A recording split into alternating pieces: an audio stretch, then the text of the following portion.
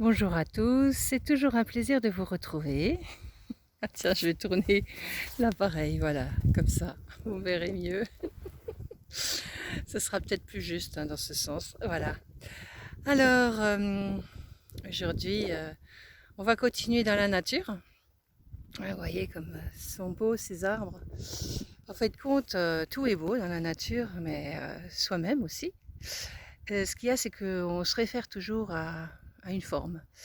Et cette forme, en fait, compte, il faut la lâcher.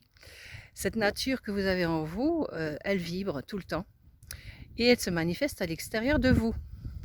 Donc de différentes manières, hein. On peut avoir des manières positives, des manières négatives, mais aussi des manières tortueuses, hein, comme la nature nous le montre. Tout peut être tordu. Et pourtant, on va toujours dans le même chemin. C'est-à-dire quand vous voyez un arbre, ben, il pousse vers le haut. Il essaiera de trouver cette lumière tout le temps, tout le temps, tout le temps. Il cherchera cette lumière. Il cherchera aussi dans ses profondeurs cette eau. Donc pour pouvoir vivre, pour pouvoir se soutenir, pour pouvoir grandir. Et vous aussi, vous avez besoin de ces soutiens.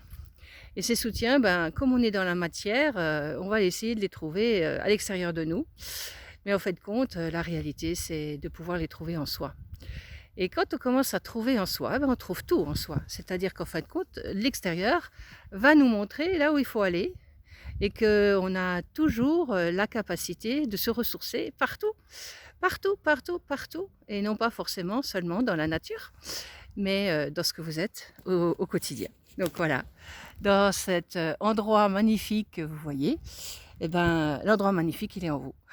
Cette forêt, elle est en vous, cet arbre, il est en vous, ce brin d'herbe, il est en vous, ce soleil, il est en vous, cette eau, elle est en vous, cette électricité est en vous, et cette terre est en vous, cet air aussi.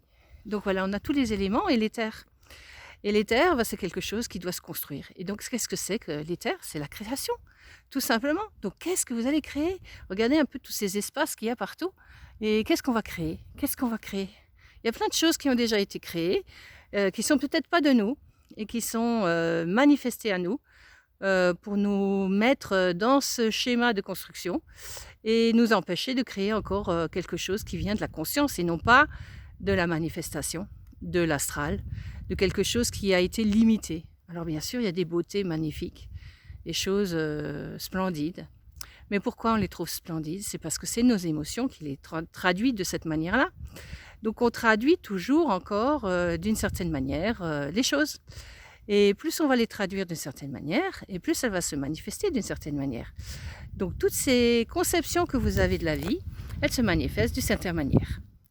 Et donc voilà, tout ce que vous voyez, tout ce que vous entendez, tout ce que vous touchez, tout ce que vous goûtez, tout ce que vous croyez aimer, n'est qu'une manifestation de vos pensées, n'est qu'une manifestation de tous les sens que vous avez. Et ces sens sont limités. Limités à quelque chose qui vous détermine dans une forme. Et vous croyez à cette forme. Vous avez pris ombrage de cette forme et en fait compte, vous donnez de la force à cette forme et à tout ce qui est autour de vous.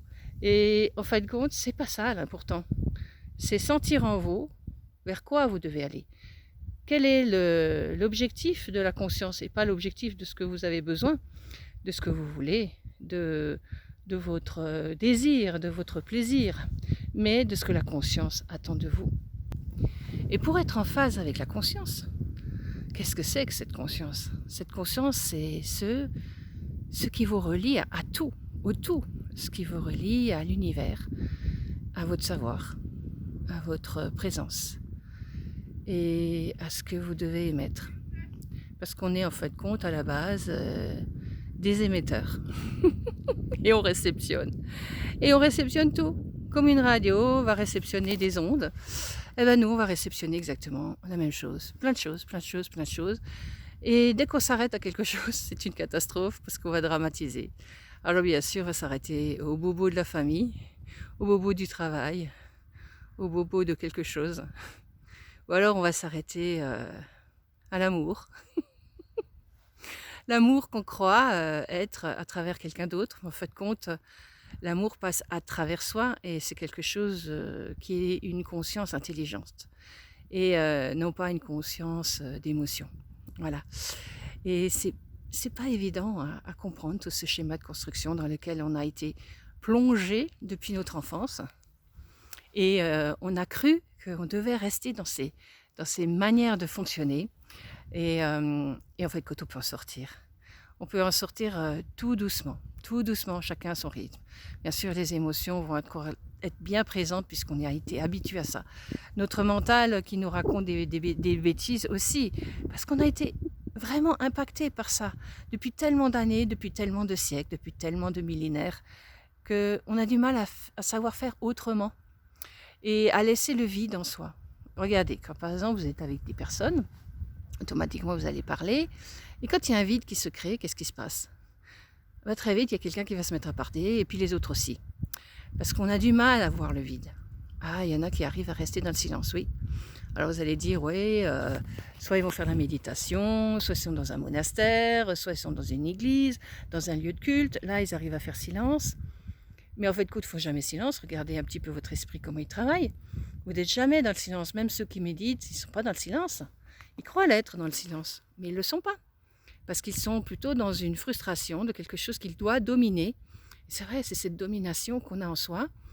Mais en fait, plus vous laissez passer les choses, plus vous entendez ces pensées, ces émotions, quand vous leur donnez plus de foi, quand vous leur donnez plus d'existence, quand vous leur donnez plus de force, eh ben, elles vont s'éliminer plus rapidement. Et du coup, vous êtes beaucoup plus centré. Et vous arrivez mieux à gérer ce qui doit être géré à ce moment-là.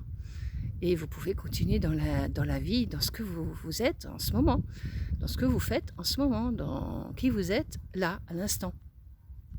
Mais vous gérez les choses avec plus de détachement, sans que ça fasse un impact, trop gros impact. Ça n'empêche pas d'avoir des émotions, mais elles ne vont pas durer, elles vont être plus limitées.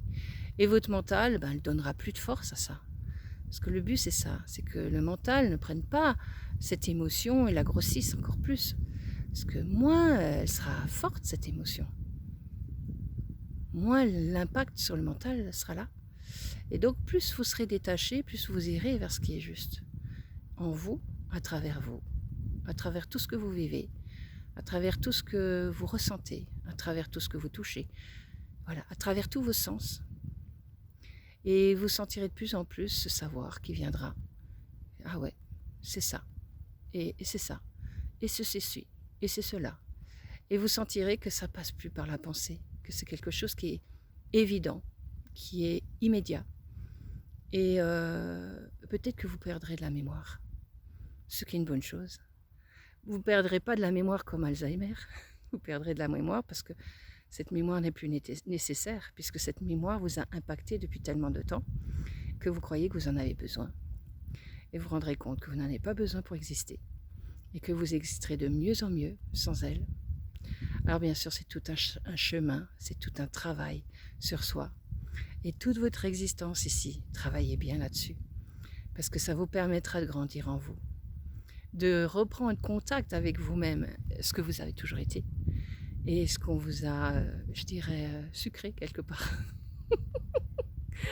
C'est pour ça que le sucre est tellement bon, tellement catastrophique pour l'organisme, pour descendre aussi vos contacts d'énergie, vos connexions d'énergie. Ça fait aussi des impacts sur votre manière de fonctionner. Voilà. Écoutez, je vous embrasse tous et je vous remercie toujours pour votre écoute et je vous dis à très bientôt et au plaisir de vous retrouver peut-être chez moi, à l'Institut ou alors en présentiel ou à distance. Voilà. Au revoir.